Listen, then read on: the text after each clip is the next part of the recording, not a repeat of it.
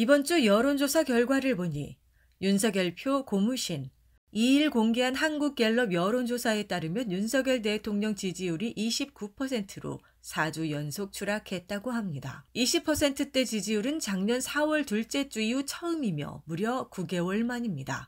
올해 4월 총선을 앞두고 윤석열은 부처별 업무 보고를 민생 토론회 형식으로 진행하며 매일같이 선심 정책을 쏟아내고 있습니다. 주로 세금 감면 규제 완화 같은 것들로 서민보다는 부자들을 위한 정책입니다.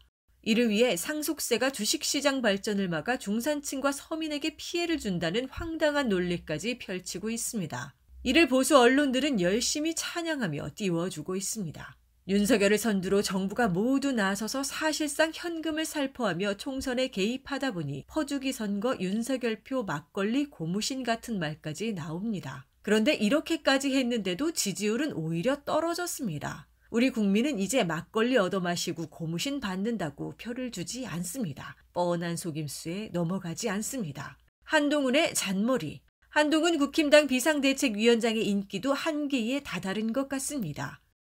위에 여론조사에서 장내 정치 지도자 선호도를 조사했는데 이재명 26%, 한동훈 23%가 나왔습니다. 1월 조사 결과에 비해 각각 3%, 1% 오른 수치입니다. 온갖 언론들이 나서서 한동훈 찬가를 불러댔지만 먹히지 않나 봅니다. 여기에는 한동훈의 비호감 언행도 한몫합니다. 한동훈이 사직에서 야구를 봤다고 했지 사직구장에서 봤다고 한 적은 없다며 오마이뉴스 기사에 대해 언론중재위원회에 정정 보도를 신청한 것을 두고 사람들은 좀스럽다, 대선 주자라더니 잔머리만 굴린다, 정치인이 아니라 사춘기 중학생같이 유치하다는 반응을 보입니다. 또 한동훈은 민주당이 윤 대통령의 당무 개입을 고발한 것을 두고 기자들에게 그 사람들은 저를 대통령님의 아바타라고 부르지 않았느냐, 제가 아바타면 당무 개입이 아니지 않느냐라고 빈정거렸습니다. 도대체 무슨 말을 하는 것인지, 말인지 막걸리인지 모를 소리를 횡설수설한 겁니다. 본인이 윤석열 아바타임을 인정한 건지, 윤석열 아바타가 아니라고 주장하는 거라면 당무 개입은 맞다는 논리가 되는데 자기가 무슨 말을 하는지 알고서 저런 말을 하는지, 정말 이런 멍텅구리 짬뽕 같은 말장난이나 하는 자가 무슨 정치인이라는 건지 어처구니가 없습니다. 윤석열은 입만 열면 온통 뻔뻔한 거짓말이지만 그래도 굵직하게 큰 거짓말을 하는데 한동훈은 잔머리를 굴려가면서 잔챙이 모습만 보이니 윤석열만큼의 인기도 얻기 힘들 것으로 보입니다. 국힘당도 민주당에 역전당해. 위의 조사에서 민주당 지지율은 35%, 국힘당 지지율은 34%가 나왔습니다. 지난해 12월부터 줄곧 국힘당이 민주당을 앞서왔는데 이번에 민주당이 역전을 했습니다. 지난해 12월에는 이상민 의원이 민주당을 탈당하는 등 민주당 내 분열 양상이 두드러졌고 이재명 측근 몇 명이 진흙탕 싸움을 하는 등 민주당에 악재가 많았습니다. 반면 국힘당은 한동훈이 전면에 나서면서 일시적인 지지율 오름 현상이 나타났습니다. 올해 들어와서도 언론은 한동훈이 윤석열에게 엇서서 싸운다고 열심히 미화하면서 이제 윤석열의 국힘당이 아닌 한동훈의 국힘당이라며 국힘당 지지율 올리기에 모두 나섰습니다. 그래도 지지율이 안 오르니 이번에는 화해 쇼를 했습니다. 그러나 결국 국힘당 지지율은 오르지 못하고 하강 곡선을 타기 시작합니다. 우리 국민은 윤석열과 한동훈이 싸움을 하든 화해를 하든 그런 어설픈 연기에 속지 않았습니다. 김건희 문제.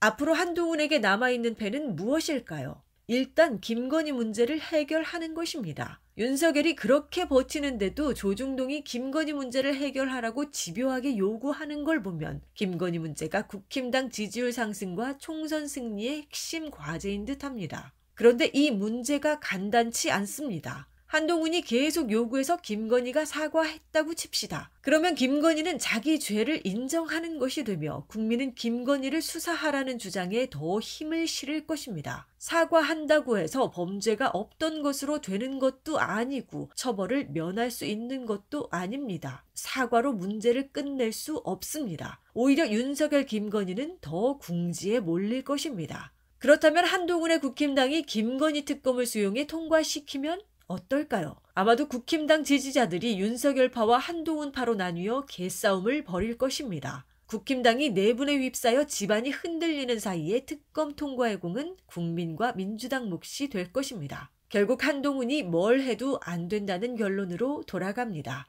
안보와 경제. 원래 정권과 여당은 안보와 경제를 풀어야 합니다. 이것만 잘하면 나머지는 별 문제가 되지 않습니다. 예를 들어 윤석열의 압박에 북한이 굴복해 핵무기를 폐기할 테니 선제 타격 정책을 폐기해달라고 하면 김건희 비리쯤이야 눈에 보이지도 않을 것이고 윤석열 지지율은 80%를 넘게 될지도 모릅니다. 바이든 미 대통령이고 구테르스 유엔 사무총장이고 유럽연합 고위 인사들이고 모두 윤석열에게 날아와 찬사를 연발할 것입니다. 어쩌면 윤석열 김건희는 노벨 평화상을 타게 될지도 모릅니다. 아마도 남북 문제 제가 좀 나설 생각이에요 정말로 라고 말했던 김건희의 머릿속에 이런 그림이 있지 않았을까 싶습니다. 그러나 현실은 정반대입니다. 북한은 대한민국을 초토화하겠다. 핵무기로 전면 공격해 점령하고 평정 수복 편입을 하겠다고 선언했습니다. 미국도 이번엔 진짜 위험하다. 장난이 아니다며 바짝 긴장하고 있습니다. 그토록 북한을 강경하던 윤석열도 계획했던 육상 완충구역 포사격 훈련을 중단하니 사람들은 윤석열이 꼬리를 내리고 북한에 당하고 있다는 평을 하는 영국입니다. 그리고 윤석열 때문에 전쟁 난다며 탄핵 요구만 더 확산하고 있으니 안보로 점수 벌 일은 없을 듯하네요.